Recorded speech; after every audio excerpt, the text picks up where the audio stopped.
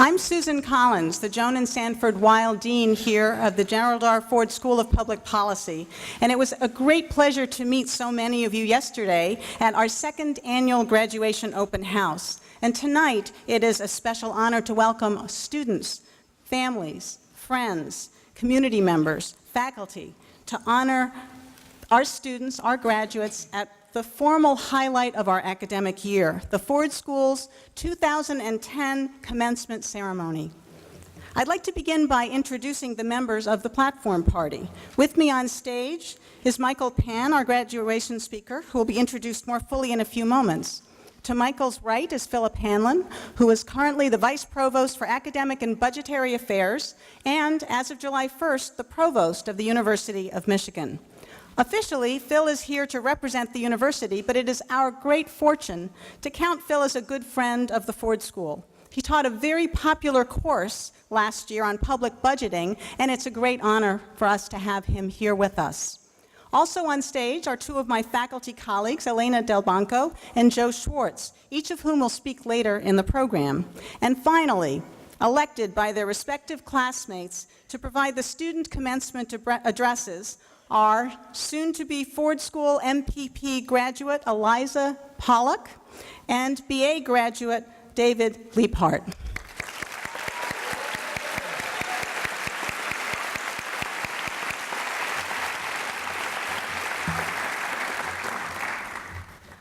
Many of us gathered at Michigan Stadium this morning and were inspired and awed to be joined by a sitting president of the United States of America. Of course, we at the Ford School study, work, and teach every day in the very real presence of our own president. That's right, the 38th president of the United States, Gerald R. Ford. After taking the oath of office in 1974, Gerald Ford remarked, "I assumed the presidency under extraordinary circumstances." The presidency was a surprise to him. Perhaps because of that, historians have noted that he did something no other politician had done. He took it on without any campaign promises or hidden agendas. What he did bring along were his middle-class values, his love of Michigan, his loyalty to family, his work ethic, his intelligence, his respect for people of all races and religions, and his sense of right and wrong. It doesn't take a presidency, though, to make a difference in this world. We wake each day confronted by extraordinary circumstances, from challenging problems that beg our attention to exciting opportunities that call us in new directions. This begs the question, how do we deal with the extraordinary circumstances of today? The answer won't surprise you. We do what President Ford did. We communicate openly. We approach problems objectively but decisively. We bring along our values. We enlist our mental capacities. We seek out the advice of others. We work together. We lead. We reach out across that aisle. We do our best. We tackle the problems that face our world, and we embrace the opportunities that hail us. We make a lasting difference. The faculty and the staff of the Ford School are confident that the graduates we recognize tonight are prepared for the extraordinary circumstances that await them. These students will forever remember that the President of the United States delivered their commencement address. His speech was inspiring, but he did not shrink from describing the public policy challenges that we face: global climate change, 2 wars, nuclear proliferation, widespread unemployment, partisanship, and incivility in our public dialogue, and more. It is now time for our graduates to take what they've learned here and set out to focus their skills and energies finding creative solutions to those and other challenges. But before the Ford School classes of 2010 go on to the next stages of their careers, this seems to be an excellent opportunity for their family and friends to learn, in case there still might be some questions, what is a School of Public Policy anyway? And what's the degree in public policy all about? So I'd like to take just a few minutes to tell our guests a bit about the Ford School and help them understand and appreciate all of your accomplishments. From 1914 until just 3 years ago, we focused exclusively on graduate education. The University of Michigan established our program's forerunner 95 years ago as the first program of its kind in the nation, created to train professionals for public service, primarily in state and local government. In 1968, we were renamed the Institute of Public Policy Studies, fondly known as IPS, and reoriented to bring the social sciences to bear on public policy. And like today's MPP graduates, IPS students received rigorous training in the quantitative analysis of economic, political, and organizational questions. Over time, our focus has broadened considerably to encompass national and international issues. In 1999, the school was named for the university's most distinguished alumnus, President Gerald Ford, a point of great pride for all of us given his lifelong commitment to exceptional, principled public service, his integrity, and, as President Obama stressed this morning, his civility. Our students refer to him with great affection as Jerry. They wear his image on their sweatshirts. They use his quotes to encourage audience attendance at town hall meetings. They've taken his values to heart. Being named for President Ford propelled us into a new era of tremendous growth in our programs, our faculty, our students, and in 2006, growth in our facilities, too, as we moved into the newly constructed Joan and Sanford Weill Hall, which many of you had the opportunity to tour yesterday. And 3 years ago, we launched an undergraduate program.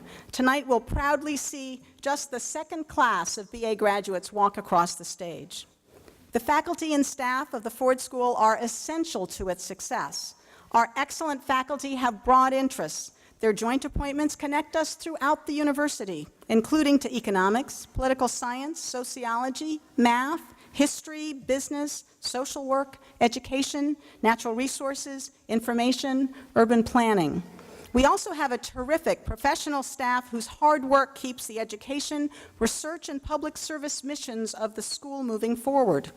All the members of our faculty and staff are wearing lapel flowers this evening so that you can spot them. And I'll ask them now to stand. Please join me.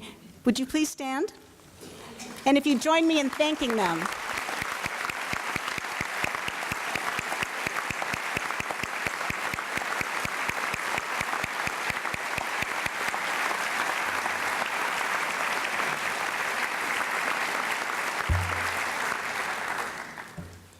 They're so central to all that we do at the Ford School.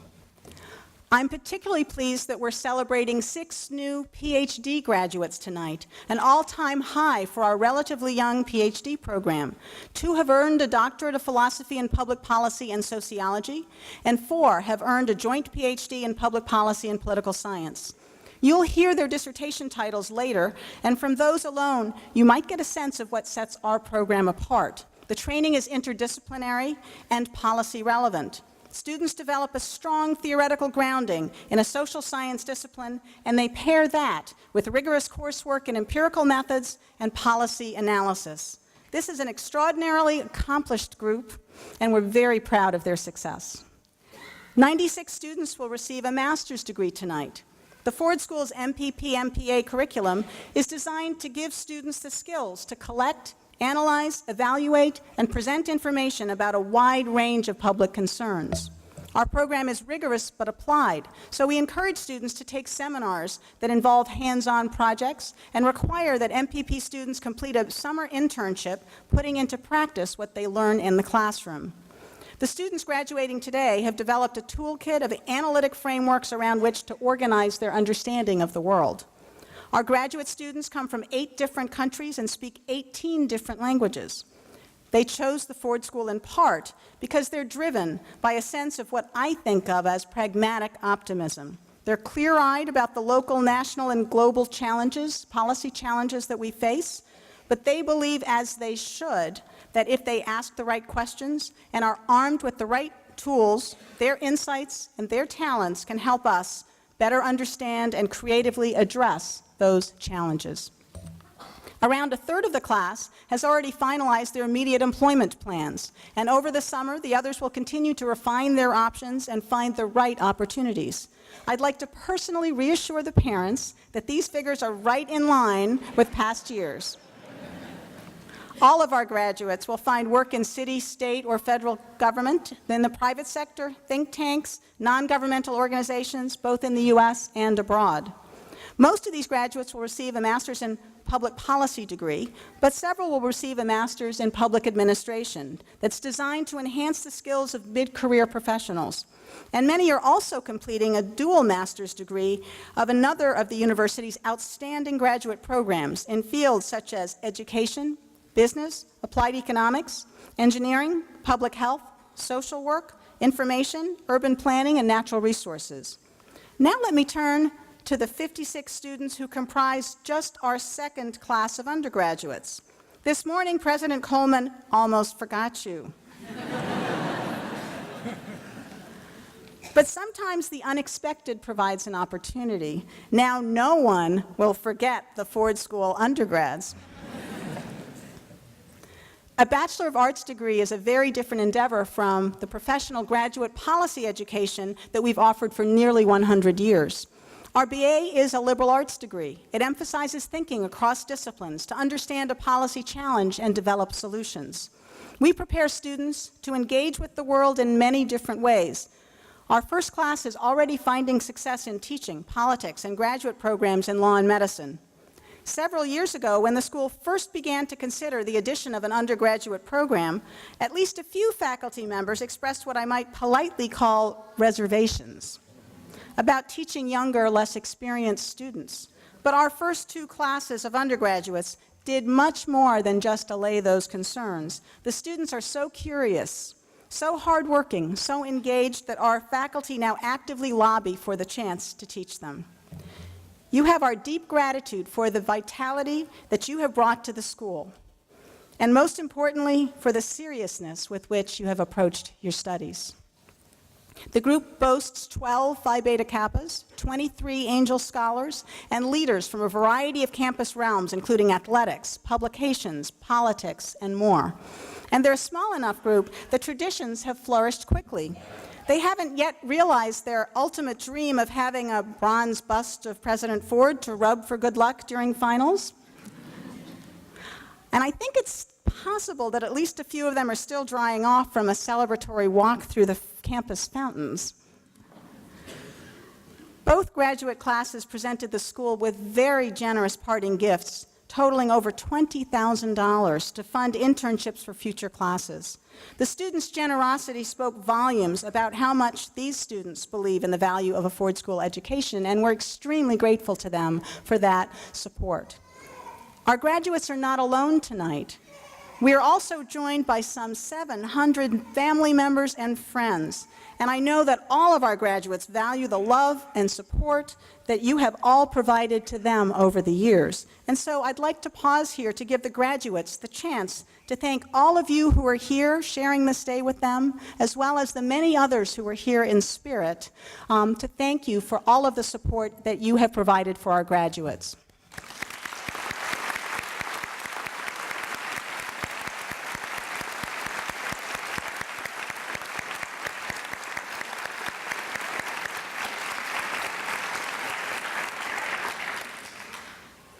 And now to the graduates. On behalf of the Ford School, I say thank you. Thank you for the time and the energy that you have invested in strengthening this community. It has been a great pleasure to work with you and to get to know you. I know that many of you may have deeply mixed feelings about what today represents. Relief at the end of finals and excitement about that first paycheck may be competing with your awareness of all that you're leaving behind. Live at PJ's,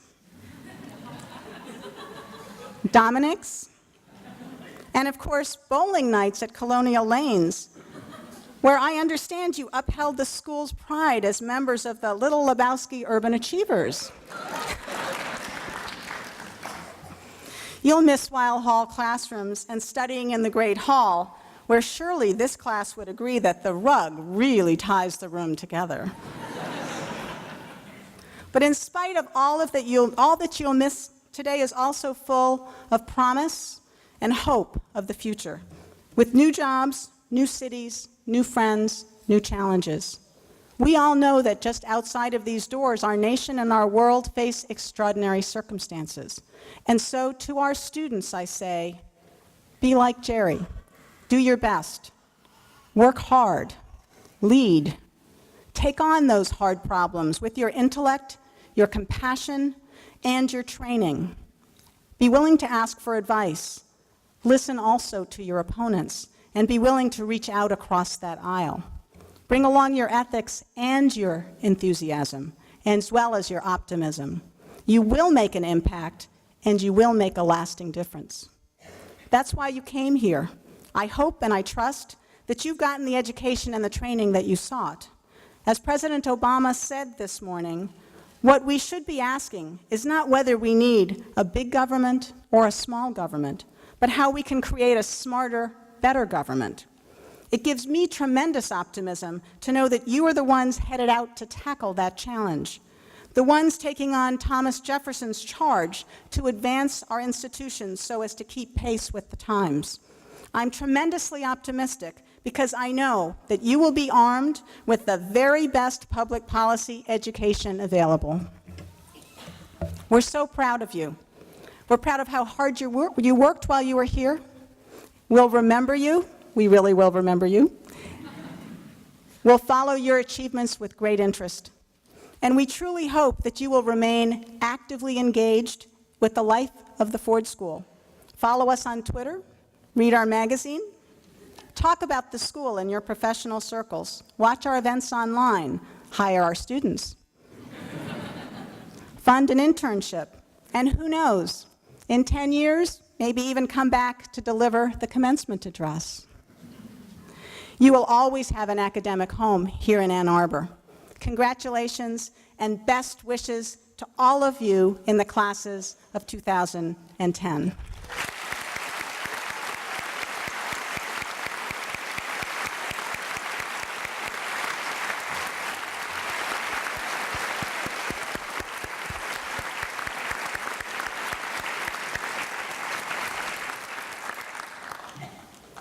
And now it is my great pleasure to introduce our 2010 commencement speaker, Michael Pan, Senior Policy Advisor to the U.S. Ambassador to the United Nations, Susan E. Rice.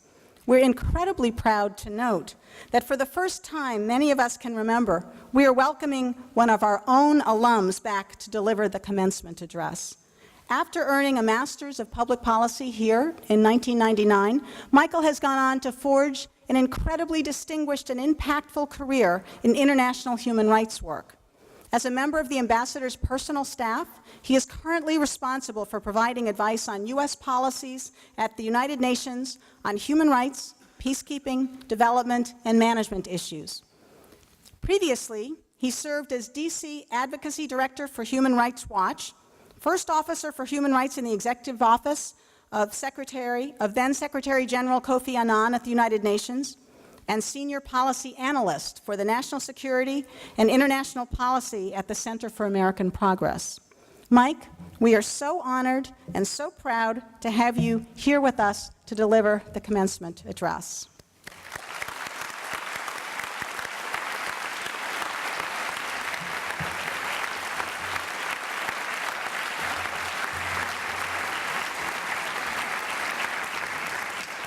Thank you, Dean Collins, for that generous introduction. We are all very fortunate to have such a distinguished scholar and respected leader at the helm of the Ford School. Thank you also to the members of the faculty and the many guests, friends, and family of the class of 2010.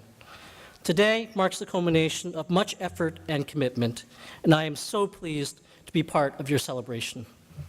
Last but not least, class of 2010. It is a special honor to be here with you today.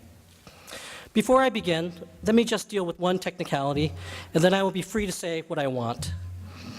I work for the U.S. Department of State, but I'm here in my personal capacity today, and my views do not necessarily reflect the views of the United States government. Somewhere in Washington, I just made a lawyer very happy. Today, I want to share with you a few lessons I've learned since leaving Ann Arbor. I remember sitting where you are now, not too long ago, with your excitement, your audacity, and your optimism. And over the years, I have often thought back on that day to boost my spirits. It is my hope that some of the things I share with you might fortify you for the years ahead. A life of service is a privilege. You get to wake up each morning fighting for something you deeply believe in and press for a greater good. This life is also extremely challenging. It has highs and lows, and oftentimes more of the latter, given the problems we face. When those lows arrive, you will need to remember that they come with the territory. Your best resistance will be to remind yourself what brought you to this line of work in the first place, and recall your purpose. I have now known people from all strata of the foreign policy and political community, and from what I can tell, no title, no position gives you a silver bullet for making change or avoiding frustration. Secretary of State and desk officer, NGO worker, and UN Secretary General, we all face mighty constraints. It took me time to fully appreciate this. No position is ultimately powerful. Perhaps even more important, the pursuit of position devoid of purpose is ultimately pointless. Those who make the most impact are those who are driven by core beliefs, desires, memories, and aspirations. They are less concerned with power, with position, with title, and more aware that we all can make great contributions. To make the difference you want and affect lasting change in the world, you will need to put your purpose first. Let me tell you about someone special who always did just that. Allison DeForge, a colleague of mine who worked tirelessly for human rights before dying tragically in a plane crash last year. Allison was born in upstate New York in 1942. She began working on Rwanda as a student and dedicated her life to understanding the country and exposing the abuses suffered by its people. For almost 2 decades, she served as an advisor to Human Rights Watch. For much of that time, she was an unpaid volunteer working out of her home in Buffalo. It was her conviction and compassion that made her so compelling, not any position she held. Allison was one of the first to call the world's attention to the looming genocide in Rwanda in 1994. When violence broke out, she gathered information, made calls around the clock, and sent faxes to policymakers all over the world. Throughout her career, she did extraordinary work, rushing to the scenes of massacres and confronting killers wielding machetes. She wrote the definitive account of the genocide, which laid the foundation for prosecutions before the International Criminal Tribunal for Rwanda and national trials around the world. Her courage and commitment to justice had an impact that will be felt for generations. Having known Allison, I know there was not a single insincere bone in her body. Listening to her and seeing her in action, I witnessed the intensity of her passion and how it motivated her. She was a fearless and relentless advocate. She saw so clearly, so definitively what her purpose was, and that set her apart. The world needs more people like her. I hope you are one of them. When I graduated from the Ford School, I had read about Allison, but I'd never met her. And more importantly, I didn't fully appreciate the lessons of her experience. I did, however, believe I could make a difference. I took a job as a presidential management fellow at the State Department. My heart swelled with pride each morning walking by the American flag on the way into the office, and a shiver ran up my spine when I saw the flags of the world in the entrance. Even as I wandered the building's yellowing halls, past rows and rows of identical cubicles, searching for difficult clearances for memos and papers late at night, I somehow remained thrilled. This was a place where great changes occurred. And over the 2 years I spent at the State Department, there were indeed many highs working on human rights issues, pressing for international justice. As time passed, however, I started to feel frustrated. You might call it an accumulation of paper cuts. I knew about the consequences of policy, but couldn't see it, couldn't grasp it. There was a disconnect. And in my gut, I knew something wasn't right. And so against conventional wisdom, and indeed the advice of some mentors, I resigned from the State Department to try to reconnect with the reasons why I joined in the first place. Shortly afterwards, I got the opportunity to train human rights workers in Sierra Leone, and I jumped at it. Now, I had never been to Africa before, but I soon found myself sleeping on a floor ridden with bullet holes, high on malaria medication, having vivid hallucinations, and eating whole containers of Pringles at a time because there was no other food I could consume. It was rough, but I was quite happy or excited or curious. I don't know exactly which. I eventually joined the United Nations Tribunal in Sierra Leone, which was created to prosecute those most responsible for the atrocities committed during the country's brutal civil war, a conflict that left up to 75,000 people dead and thousands more mutilated. After many frantic and exhausting months on the job, we locked up 7 of the worst war criminals imaginable. One of them was a man named Issa Sese. He was a commander in the Revolutionary United Front, a notoriously violent rebel group that terrorized innocent civilians in its pursuit of power. The RUF gave its operations chilling names such as Spare No Soul and No Living Thing.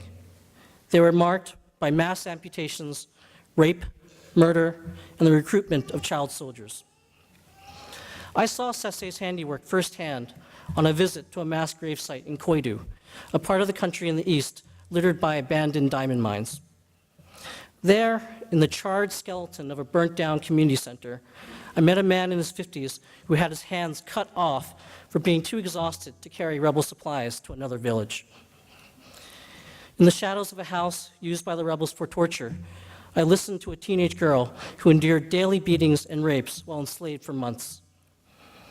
In the scorching sun and the oppressive humidity, I witnessed the exhumation of human skulls with bullet holes in them. Working to put men like Issa Sese behind bars was one of the most meaningful and rewarding experiences of my life. But even in this environment, I began to feel the challenge of not being able to do enough. War was breaking out a world away, genocide continued nearby, and many of the criminals we were trying to prosecute died before they faced trial. They never faced justice in this life. The worst of the lot, Charles Taylor, was avoiding arrest in Nigeria. I thought there must be a way to solve these big problems in one fell swoop. So I returned to Washington and worked on a presidential campaign. I gave up a prestigious job to be an unpaid volunteer, the type of move the Ford School of Career Counselors might frown upon. Ultimately, my candidate lost, and I felt the disappointment of defeat. But if I had to make that choice again, I would have done the same thing. Why? Because had we won, I am confident it would have made a major impact on human rights at home and abroad. It was a decision based on my growing understanding of purpose. Soon afterwards, I landed at the United Nations with Kofi Annan and then Ban Ki-moon, and spent the next 4 years stopping human rights abuses in places like Darfur, Eastern Congo, and Cambodia. We completed a major overhaul of the UN's human rights machinery, but it hasn't yet fulfilled its promise. We passed significant new global norms, such as the responsibility to protect civilians from mass atrocities, but made very little progress in seeing those norms respected. We established life-saving UN missions in Chad, Sudan, Nepal, Lebanon, and Iraq, but sustainable peace in these places remains elusive. We had successes, we had failures. Sadly, too many failures. And with those failures, I experienced plenty of personal frustration. On one hand, I had grown more realistic about the limits of yearning for change overnight, while seeing the benefits of building broader and deeper support. But on the other hand, I did not want to lose my sense of urgency. I fretted about my complicity, what often felt like a slow-moving machine that very reluctantly yielded results. At these moments, I often looked at a drawing on my desk given to me by a 12-year-old Sierra Leonean girl of the horrific abuses she witnessed. It was a stark reminder that I needed, that this work is not about me or you, it is about the vulnerable and oppressed who need our help. When we are impatient at the pace of change, we must always recall the luxury and privilege of being able to fight at all, and our responsibility to continue to do so on behalf of those who cannot. That drawing and what it represents keeps me going, outraged at injustice and determined for progress. I now serve in the Obama administration with Ambassador Susan Rice, tackling a demanding and complex agenda. We are on the front lines of what the President calls a new era of engagement, repairing relationships and building new alliances. We are demonstrating that the United States is willing to listen, respect differences, and consider new ideas. And we are showing what is possible when a superpower becomes an agent of change. From my office, I see a world that is more globally interconnected than any in human history, where we rise and fall together. We face great challenges that know no borders: terrorism, poverty, conflict, corruption, pandemic disease, and climate change. And our common humanity continues to be tested by ongoing atrocities.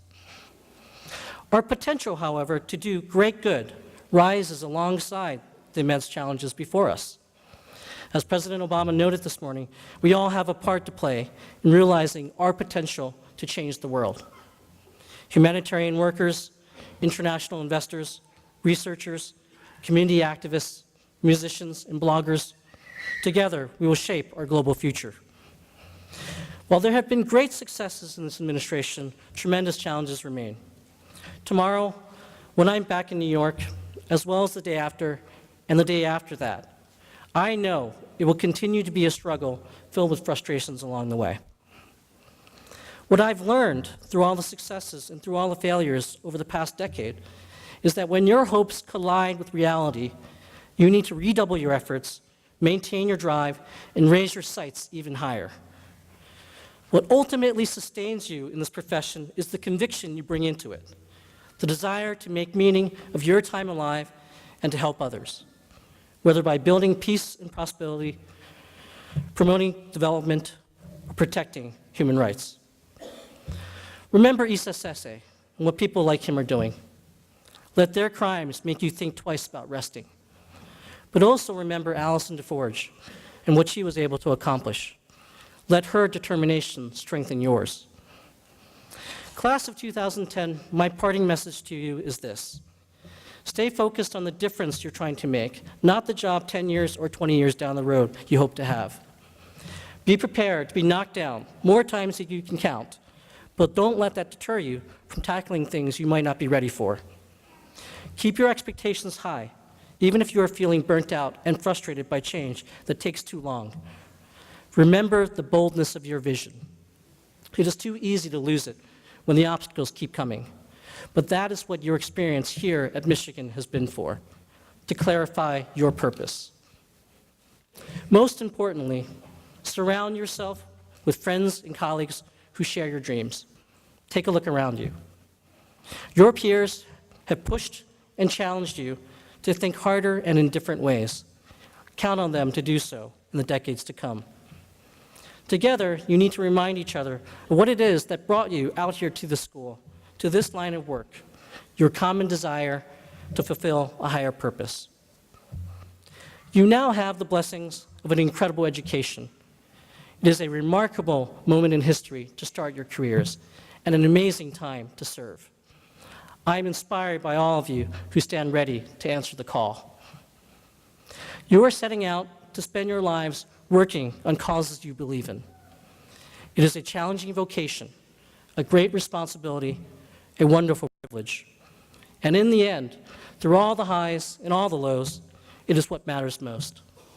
Thank you.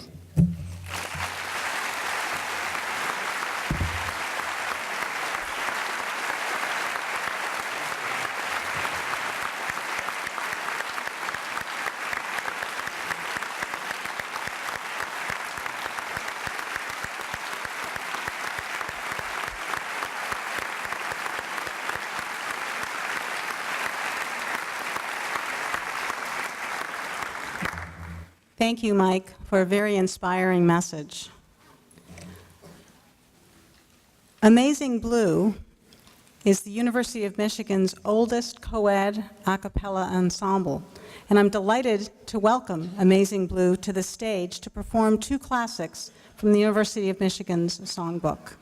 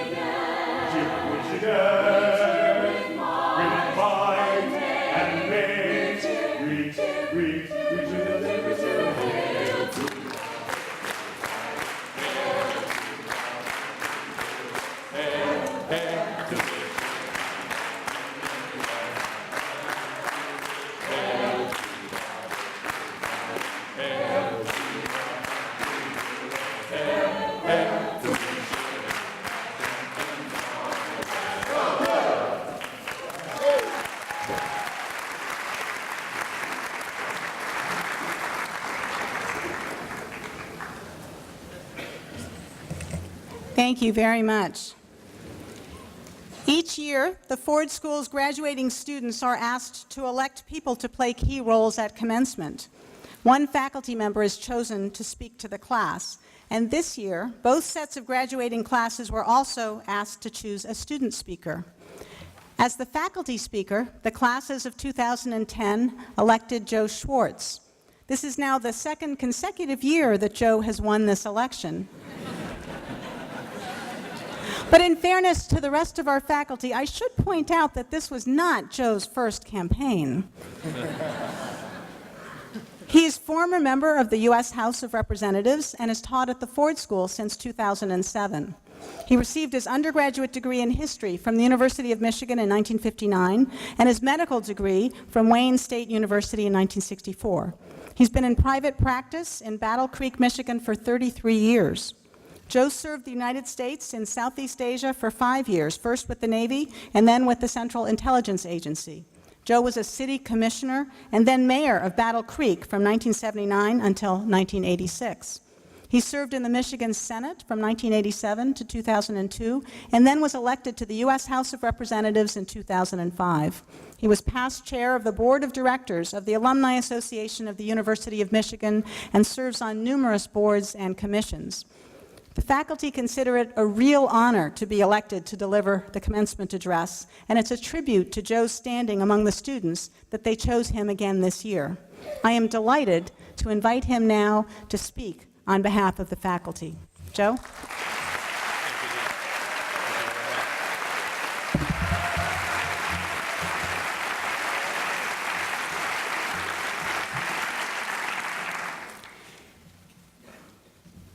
The Honorable Provost, Dean, graduates, families of graduates, the most important people here. Over the past 30 years or so, I've given and listened to several score talks at commencement ceremonies, some lengthy, some short, as this one will gratifyingly be. To be brutally honest, I don't remember anything about any of them, particularly my own. That said, allow me to offer a few brief, possibly simplistic observations on what's out there waiting for you. I'm by trade a physician. I live in a mid-sized Michigan town and have practiced medicine there for 36 years. I'm neither diplomat, nor career politician, nor media personality, nor academic, nor prophet. I've been a public servant by choice and have always thought of myself first as a physician, with the appearances as mayor, state senator, and a member of Congress being cameos and subordinate to my true profession. There were those 5 years with the Navy and the company in Southeast Asia, in Vietnam, Indonesia, and Laos. Those of you who have been in my classes the last 3 years have heard some pretty good stories about that. And I couldn't possibly have made them up. I was young, about the age of many MPP recipients today, and as I mentioned in some of your classes, I thought I was invincible, invisible, and bulletproof. Those are conditions which I subsequently discovered were the 3 terminal phases of drunkenness.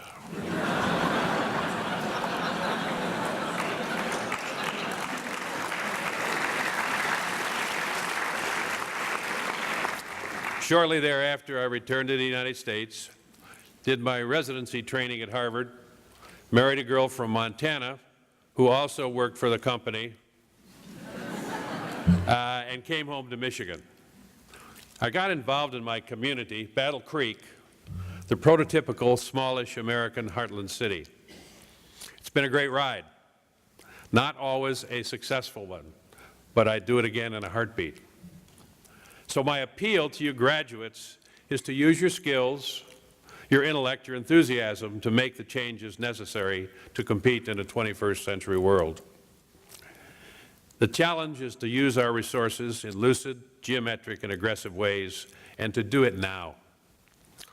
In both the public and the private sector, the need for analytic skills, for competent scrutiny of all sides of an issue, and even-handed, well-informed decision-making has never been greater.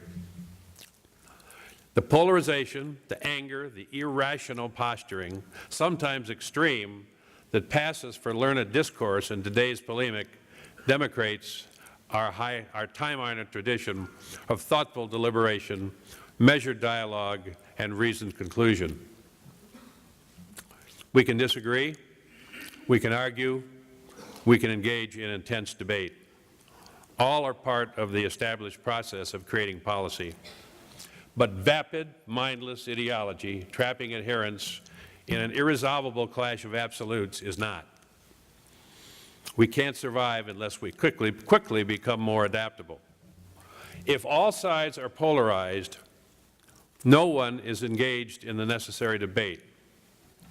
Frequently, when confronted with certain inconvenient details about an issue, the response is, there's really no need to go into detail.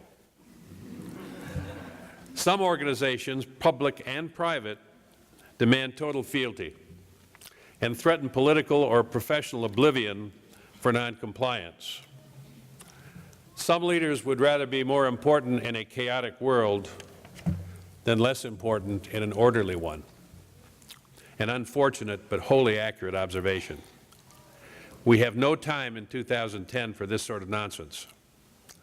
Our civil and political fabric is stretched to the breaking point. We need constructive engagement from all sectors. And who is better qualified to lead that effort than all of you? You've learned to become facile thinkers and patient listeners. You understand nuance and degree. You realize the futility of portraying issues in either black or white when a productive, collaborative, collegial debate is invariably concluded in a landscape of gray. Stability, productivity, and appropriate outcomes in both the public and private sectors are not served by an uninformed or misinformed populace. The best of our citizens take a principled stand. They act from conviction rather than a desire to simply mollify. They lead not by commanding acquiescence, but by earning consent. The knowledge, the skills, the tradecraft you've learned at the Ford School will be your compass in the world of policy formulation. I hope that each of you will at some time stand for public office, either the tough ones, the really tough ones, like school board or city council. I mean, they are the toughest ones, truly. Or the easier ones. Congress and state legislatures come to mind. Allow me to congratulate each and every one of you for your signal accomplishment of earning a degree at one of the great public universities of the world. Allow me to thank the graduates for asking me to represent our distinguished faculty in this year's commencement, a faculty truly dedicated to the art and tradition of superlative teaching that characterizes the University of Michigan. Allow me to thank your families for the support of your work here. And as you leave this place, a friendly admonition: care for your loved ones, be true to your friends, be active in your communities, and tomorrow morning, new diploma firmly in hand, hit the ground running and never look back. Go Blue.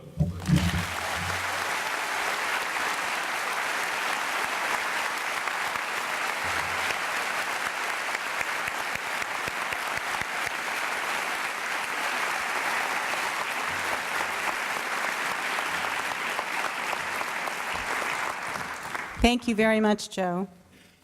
The undergraduate class of 2010 has elected David Leaphart to speak on their behalf.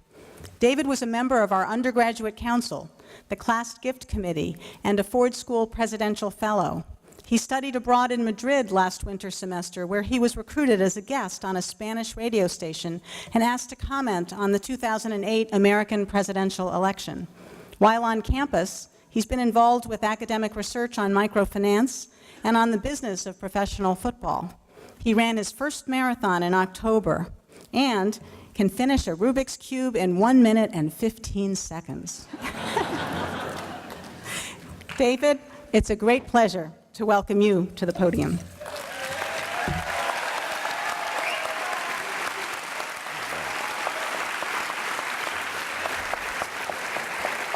All right. So first I want to thank my family and my friends for getting out here, and thank the undergrad class for electing me to speak here today. It's truly humbling. So this is the part where I'm supposed to stand up here and put the last 2 years of our entire academic career and put it in this really small, succinct 5-minute speech because these robes are really itchy and everybody is increasingly antsy. No problem. I don't really need 5 minutes. I don't need 5 sentences. I actually only need 1 sentence, and it's more of a question. It's the question that all the undergrads know too well. The one that your parents asked you when you switched your major $40,000 into your academic career.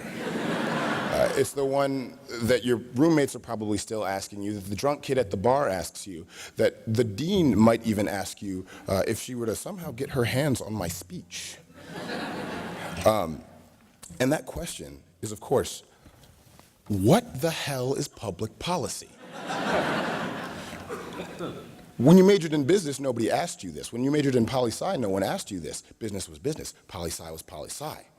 Well, the short answer that I usually give folks is that public policy means that my professors are better than your professors, statistically speaking. I mean, you heard them. It's unbelievable.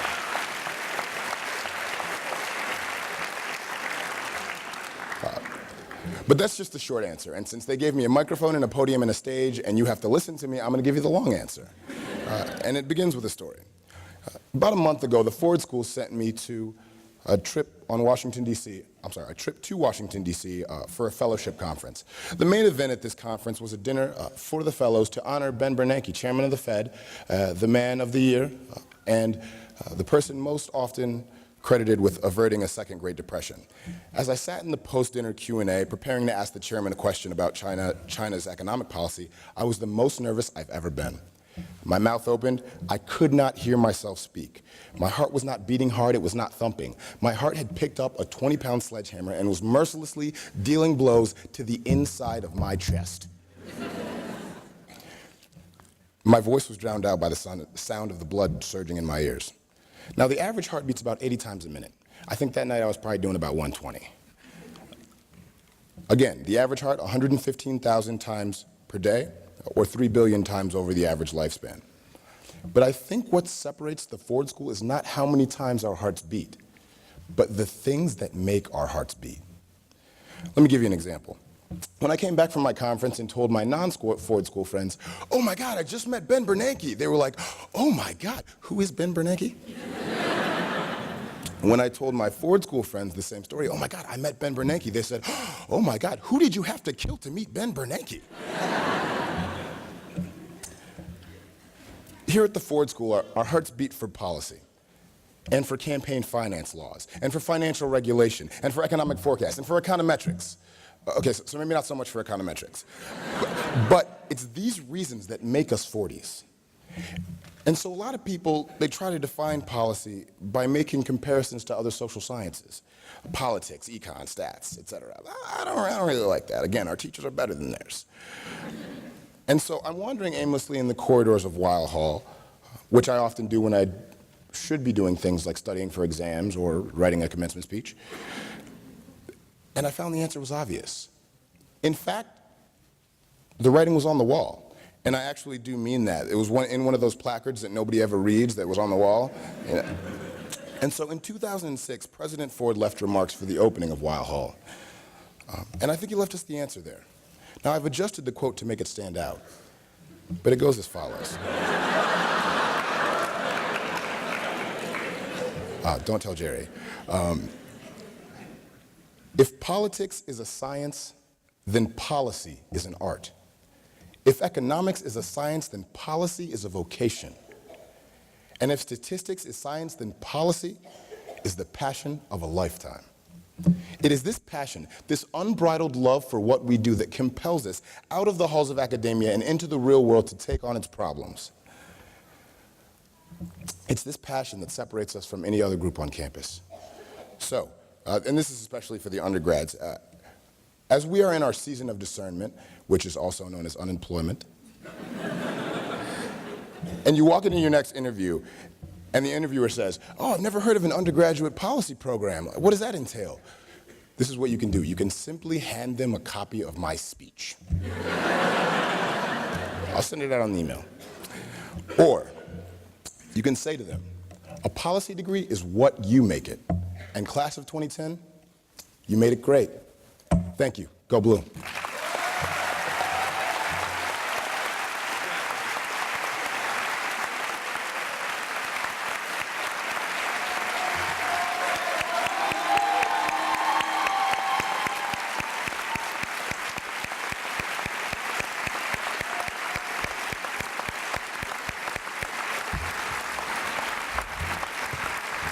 Thank you, David. And you can see why I couldn't let anybody forget our undergraduates. And now we'll hear from the student elected to speak by the master's class of 2010, Eliza Pollock.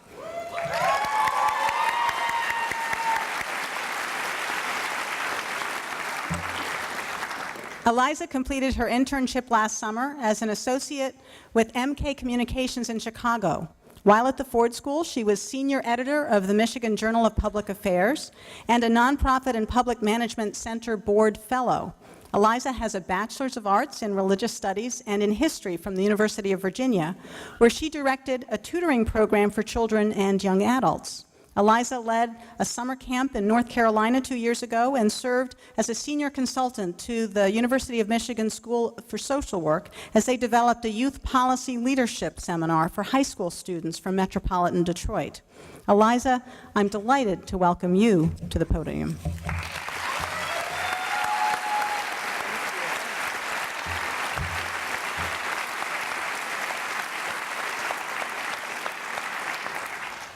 Thank you, Dean Collins, for the introduction, and thank you to my classmates for their very helpful, but mostly very inappropriate suggestions for what I should and should not include in this speech. Sadly, I will not be incorporating any props, nicknames, that's what she said jokes, or song lyrics by Vitamin C, Green Day, or Tupac. And seeing as I have the next 4.5 minutes to decide whether or not I want to pull a Janet Jackson circa Super Bowl 2004, now would be an excellent time to turn off that video camera. Despite those suggestions, writing this speech was harder than I expected, even as someone who rarely has a problem finding words, as inappropriate as they might be, both inside and outside of the classroom. And after approximately 4 failed drafts and 6 conversations with people who reminded me to make it funny, but make it serious, and make it universal, but make it unique to your class, I am ashamed to say that I resorted to Googling. When you Google graduation speech ideas, you get 943,000 hits in less than a second. I could immediately tell that involving the World Wide Web in this process was a stupid idea. Although I did open the first link, and the second, and the third. And after scanning a few articles, I came to the ultimate conclusion that no matter what I decided to say to you today, it would not be revolutionary. Funny? Hopefully. Inspirational? I inspired myself. But earth-shattering? Probably not. And once I accepted that, the process got a little easier. I realized that even though the message might not be worthy of a Pulitzer, this speech would be special because of the fact that it is for us, the Gerald R. Ford School of Public Policy class of 2010. Don't ever try saying that 5 times fast. It's impossible. No one can take this moment away from us, but more importantly, no one can take away the lessons we've learned together over the past 2 years. For those of you who haven't had the pleasure, or let's be honest, the sometimes pain of accompanying us on this journey, I'll recap some of those lessons. 1, good policy memos should be no longer than 2 double-spaced pages. But really, your boss probably won't read past the first paragraph, so try to get it down to about 38 words. Big takeaway, be concise. Be confident in what you're saying, stand by your convictions, and even if you don't really know what you're talking about, fake it.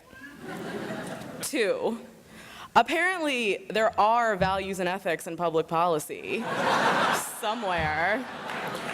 Ultimately, we will be making decisions that are based not only on sound policy analysis, but on what we think is right and wrong, good and bad.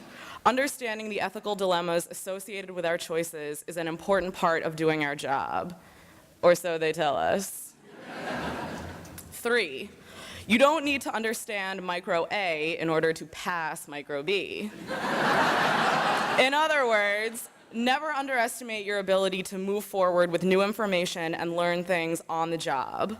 While having a solid foundation helps, it is not a deal breaker in your success if you're willing to commit yourself to accomplishing a goal. 4, at the end of the day, implementing good public policy isn't all about, well, policy. It's about solid management and organizational structure. So don't be afraid to seek unconventional solutions to problems that, at first glance, seem to have a straightforward fix.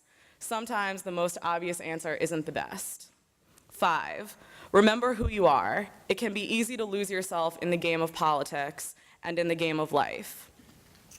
When people first asked me why I wanted to study public policy, I told them it was because I wanted the skills to make the world a better place. I had idealism coming out of my pores, and I was confident that if I could only create a toolbox for myself, I could truly bring about the change that I thought our country so desperately needed. Granted, I couldn't define that change, but I knew it was my time to do something, and I was hardly alone. As a class, we all had that urge. We were men and women of action, and whether we thought it was realistic or not, we wanted to solve world hunger and fix welfare and reform healthcare. I guess if that was your goal, you totally earned this degree. But somewhere along the way, the desires that drove us to do the Peace Corps and Teach for America and VISTA seemed to fall to the wayside. It was almost as if the more we learned about the world, the less confident we came to feel that we could actually change anything. And we accepted internships out of desperation, and we started learning Stata like our lives depended on it, and now we're graduating and applying for jobs that maybe we thought we'd never be interested in. And what happened to those people we were 2 years ago? They're still here, and don't take it from me, take it from yourselves. Listen to the people you were when you applied to Ford.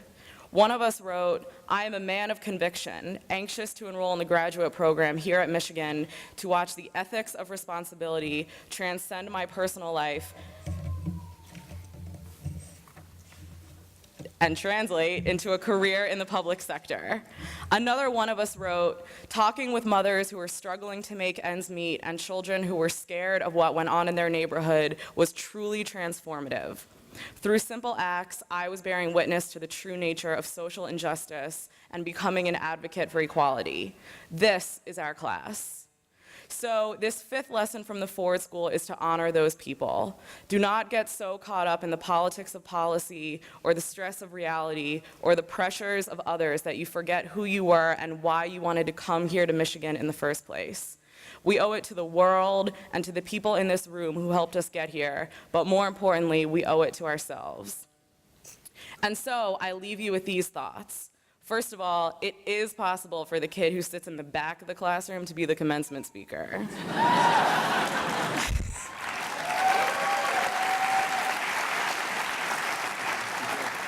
Second, don't stress about life. We'll all be fine. And third, it is truly an honor to be able to call you, the class of 2010, not only my colleagues, but my friends. Good luck and kick some ass. Thank you.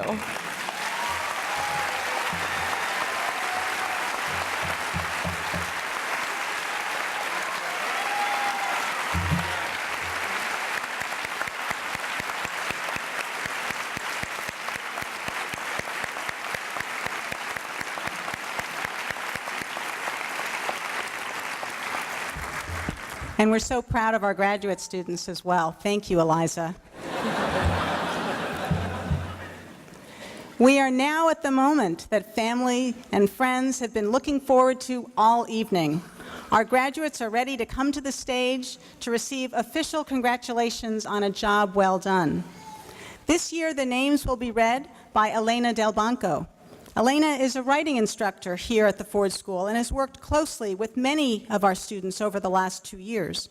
Our students seek Elena out not only because she is an excellent writing tutor, but also because of her personal commitment to helping students succeed, both inside and outside the classroom.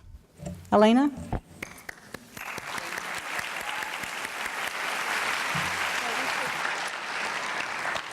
Unfortunately, Mary Corcoran, the founding director of the PhD program at the Ford School, is unable to be with us tonight. But we will proceed, and we will miss her. We will begin by introducing John Chamberlain, a professor of political science and public policy, who will hood our first PhD graduate, Mena Hewitt Aklelu Demese.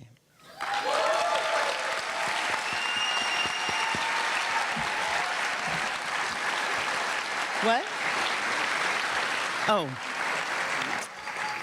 I would like to add, because I wasn't sure he was here, Rick Hall, professor of political science and public policy, who will also join us on the stage. Mena's dissertation title is Navigating the Boundaries of Blackness, Congressional Caucuses, U.S. Foreign Policy, and African Affairs. Congratulations, Mena.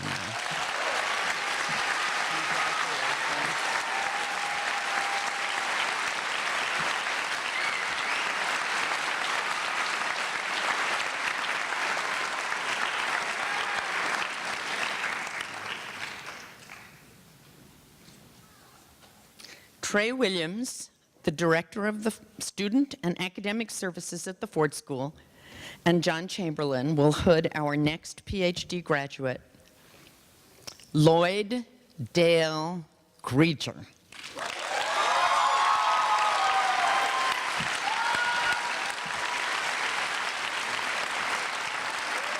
Lloyd's dissertation title is 3 essays on adolescence and the transition to adulthood, long-term poverty, relationship formation, and sexual debut, evidence from longitudinal panel surveys.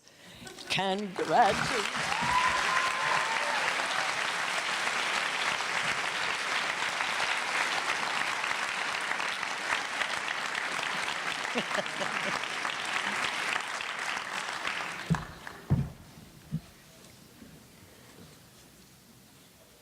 Ann Lynn, a professor of political science and public policy, and John Chamberlain will hood our next graduate, Kenyatta Foshe Loftus.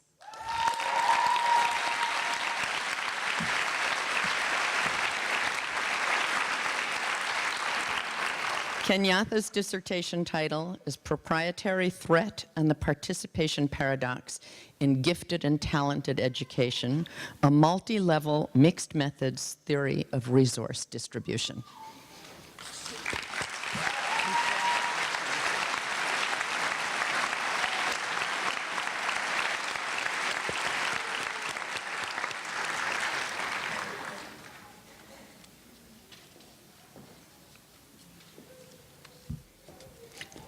Pamela Smock, Professor of Sociology and Women's Studies and incoming Director of the Population Studies Center, will hood our next graduate. Pam, will you come to the stage? Kristen Seefeld.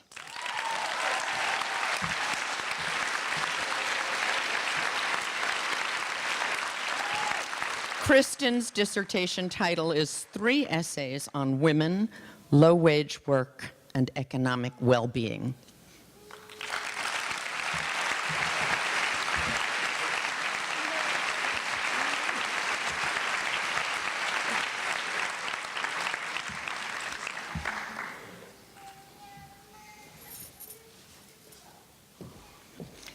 Bill Zimmerman, Professor of Political Science and Research Scientist at the Center for Russian and East European Studies, will hood our next graduate. Bill, will you come to the stage?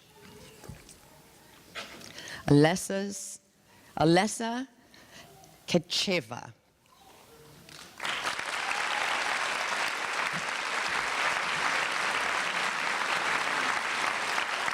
Alessia's dissertation title is Federalism and Democratic Consolidation in Russia and Beyond.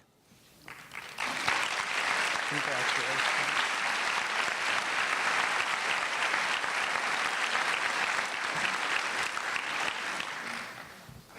John Chamberlain will hood our final PhD graduate, Harun Ola.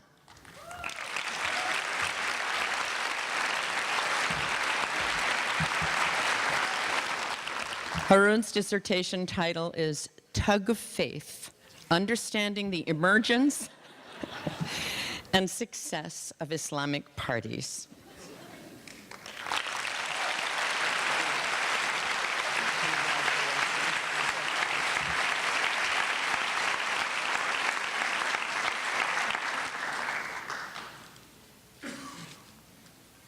And now, we will introduce our graduates who are receiving a master's degree in public policy or public administration. Brian Adarnato.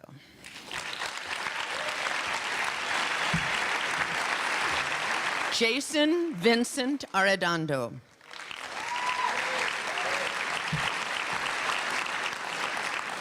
Kenya S. Avant. Linda Marie Bartarian.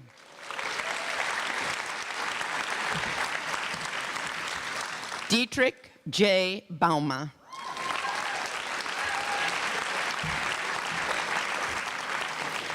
Jacqueline Bradford.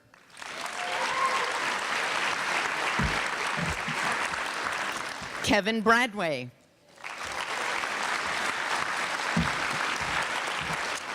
Max G. Bronstein.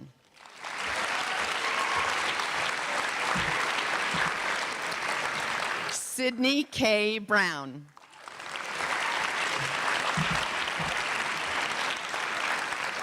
Stephen Bird.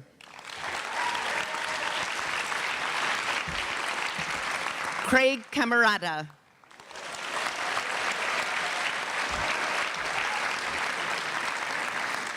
Iwei Chen.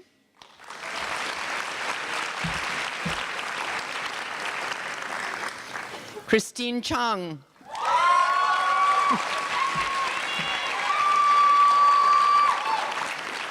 Jessica M. Clark.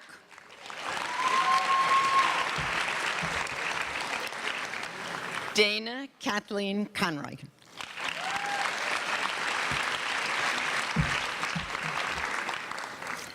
Adam Cooper.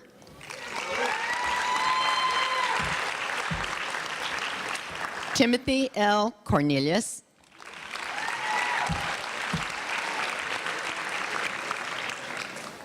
Chantel R. Cotton. Hillary Davis.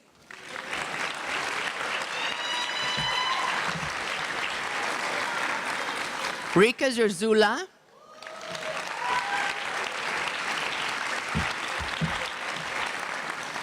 Jessica Fisher.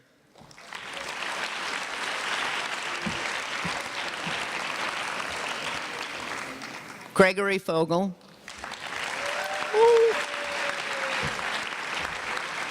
Peter Fritz. Oh, so new. Oh.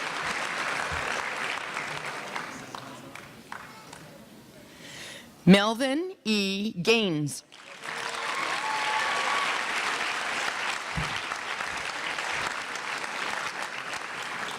Umut Gak.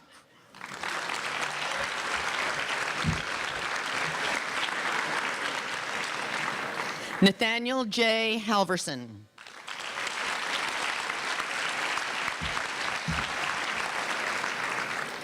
Zachary James Hart.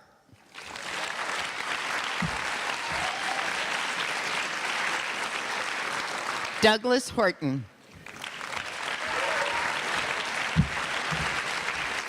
Eric Scott Isham. Thank you. You're welcome. Matthew Johnson. Hey, Matt. Congratulations. Amanda Marie Jones.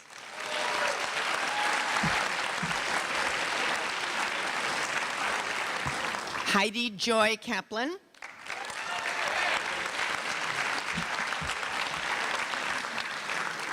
Young Jin Kim.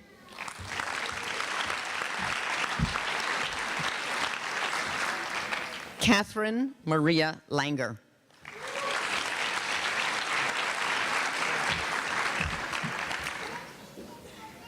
Joanna Seon-eun Lee.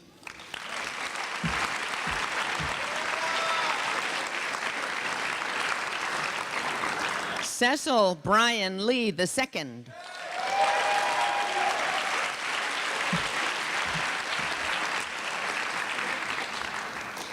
Maria Catherine Link.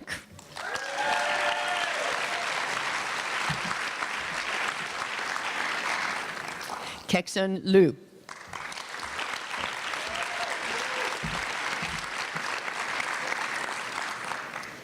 Kathleen Ludwig.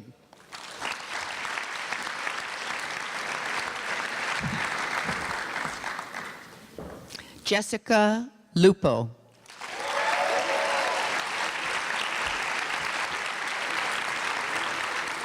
Charlotte Mack.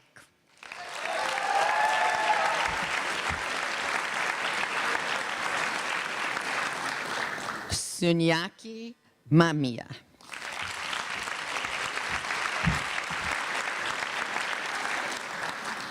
Gregory Brewster Mandelman.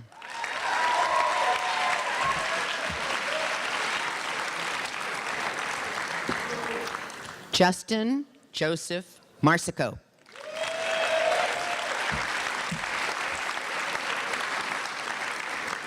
Sean Miller.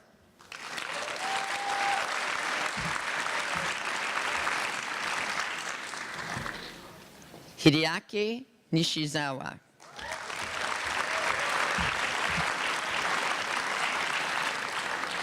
Alexander Isaac Noznik.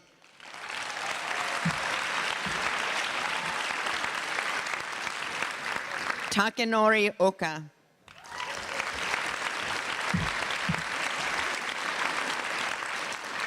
Kara Orfield.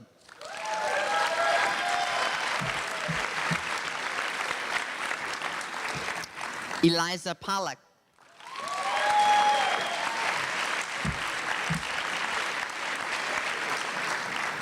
Stephanie Lydia Prosick.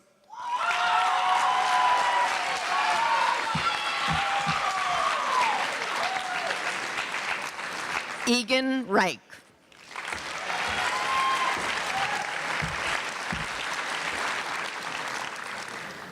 Yolanda Riley.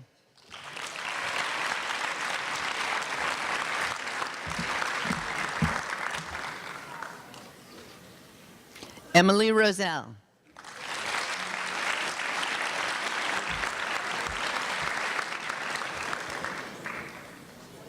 I'm missing someone. Pardon? Don't have it. Andrew James Rogers. Sorry. Laura Rosen.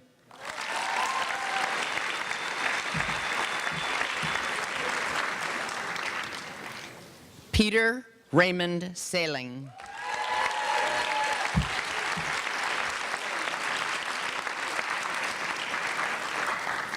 Major Justin Sapp.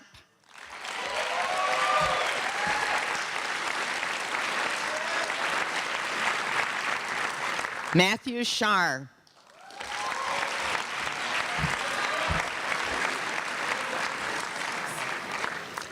Ashley Schiller.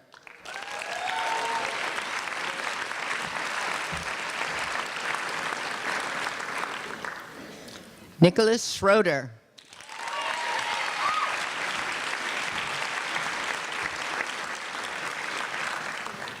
Molly Marie Schweppe.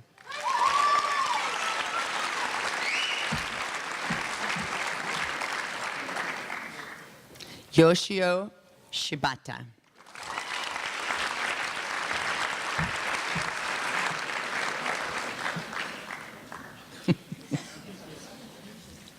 Andrew Sokoli.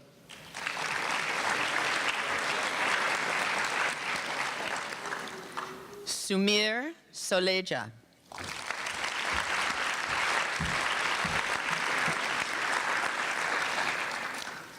Alexis Elizabeth St. Juliana.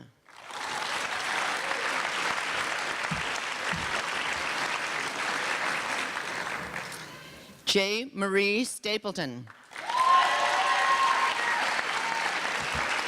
Congratulations. Sky Marie Stewart.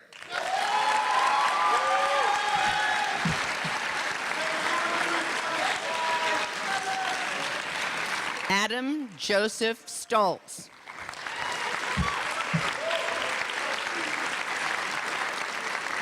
Mark Strayer.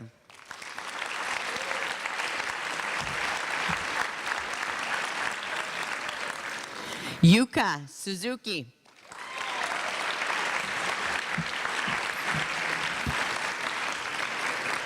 J. Ian Swedish.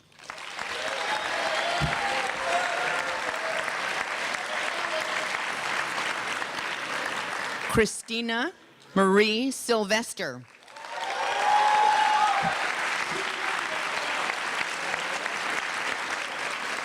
Francis John Selassie. Congratulations.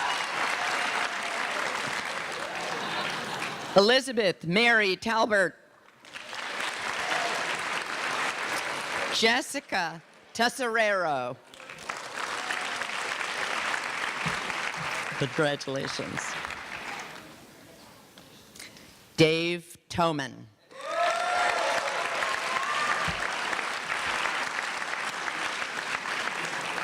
Natalie Tucker.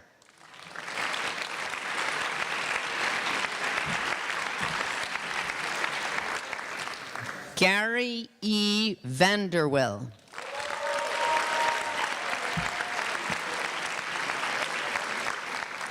David Varvel.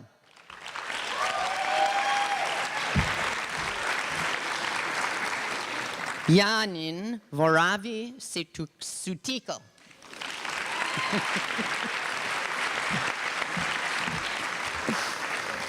Nicole Wagner.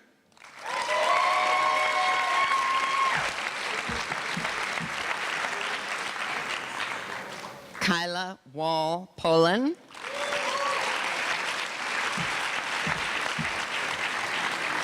Allison Elizabeth Walsh.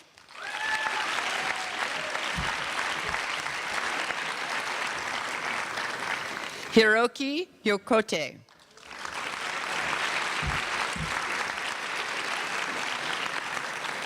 Jing Hong Zhang.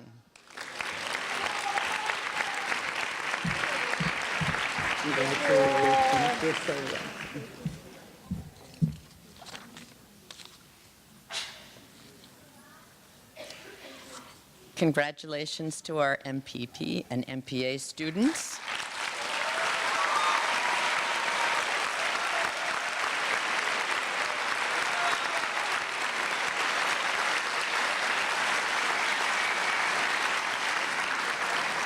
And now we'll welcome to the stage our students who are receiving a Bachelor of Arts in Public Policy.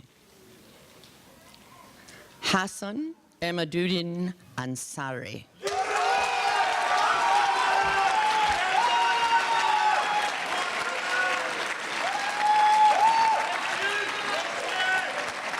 Amanda Kanvasar.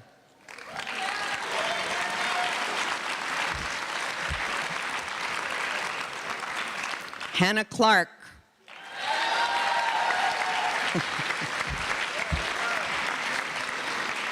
Alyssa Coast.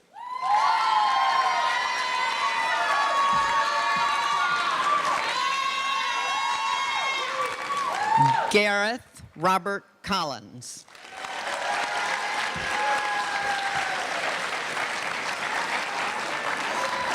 Sarah Catherine Collins.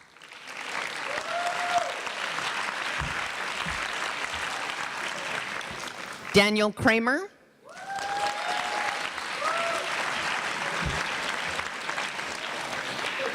Kimberly Beth Dancy.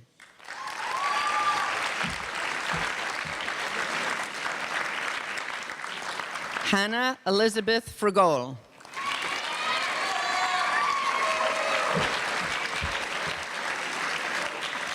Rachel Friedlander.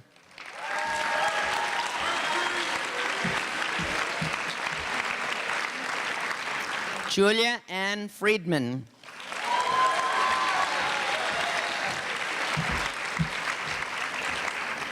James Francis Fuller III.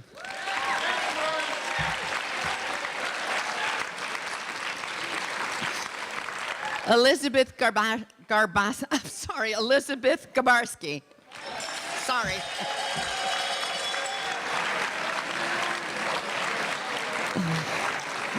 Fernanda Gregorio.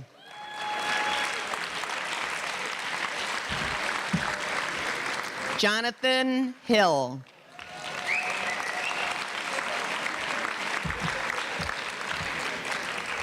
Taylor Johnson.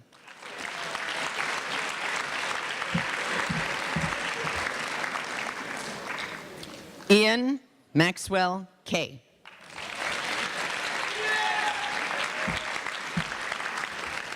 Jackson Klein.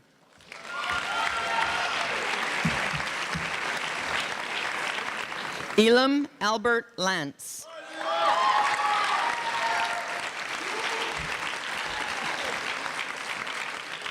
Catherine Lorian.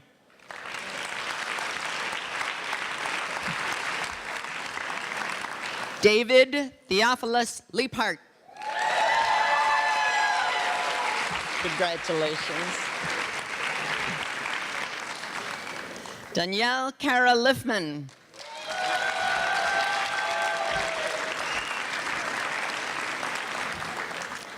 Jonathan Yoel Newman.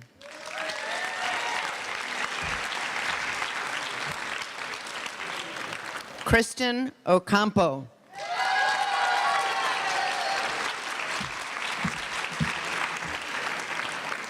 Ari Peretz.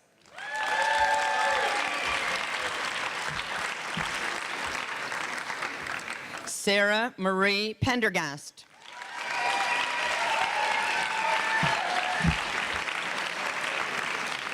Veronica Astorga Pereira.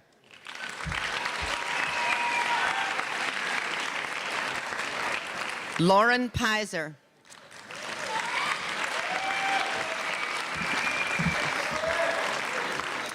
Leslie Helen Plimpton.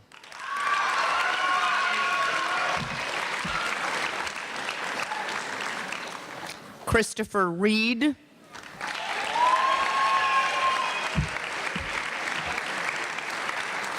Scott Rothman.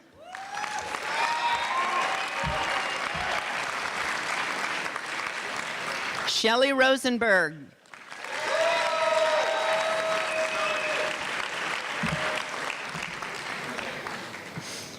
Lucilla Andrew Samuel.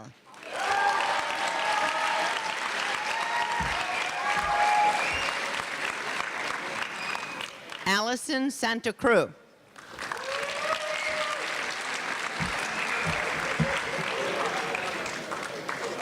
Andrew Schleicher.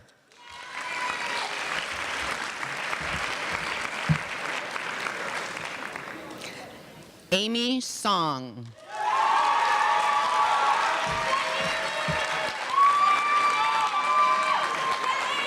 Irene Alexandra Sorcer.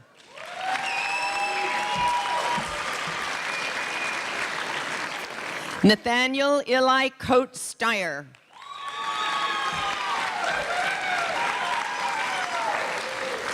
Sonia Nina Suter.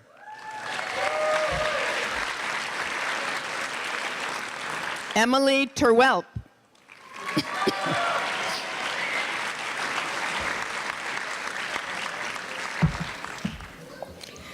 Peter Edward Tomasulo.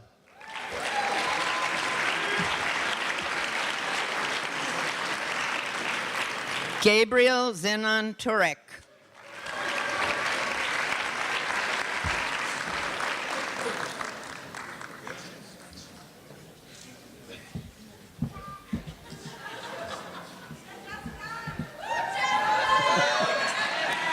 Jessica Switch.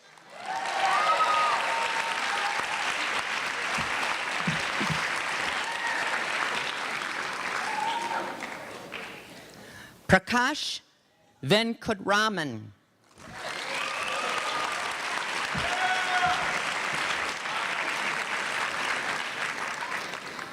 Matthew Brian Wald.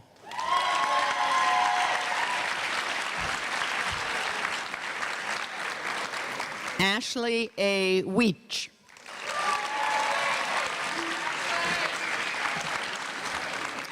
Rachel S. White.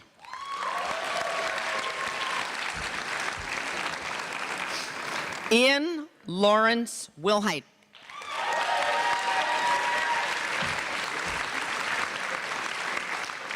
Yannick Mondesir Wood.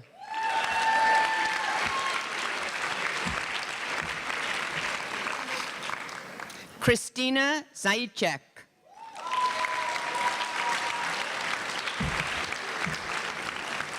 Zach Zucker.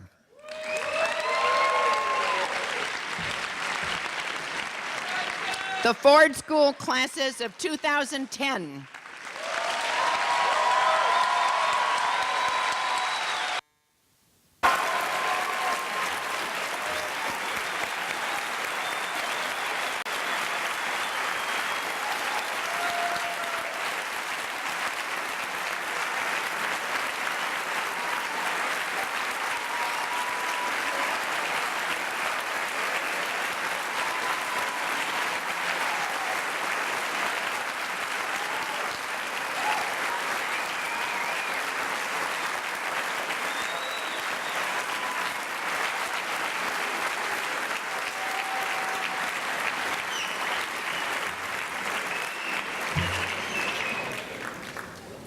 Graduates, would you please stand and face your guests in the audience?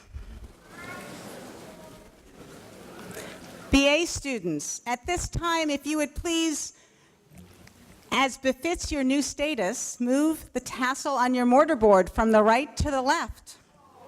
Woo! We are so proud of our classes of 2010. Congratulations.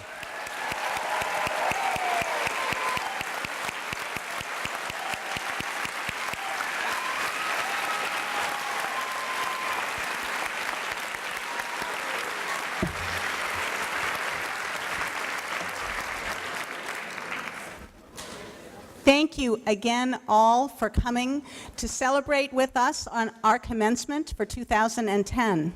I'll ask everyone to remain seated until the platform party and the class exits, and then we have light refreshments in the lobby, and I encourage all of you to stay for a few moments to take photographs, help us congratulate our class members individually, and enjoy the company.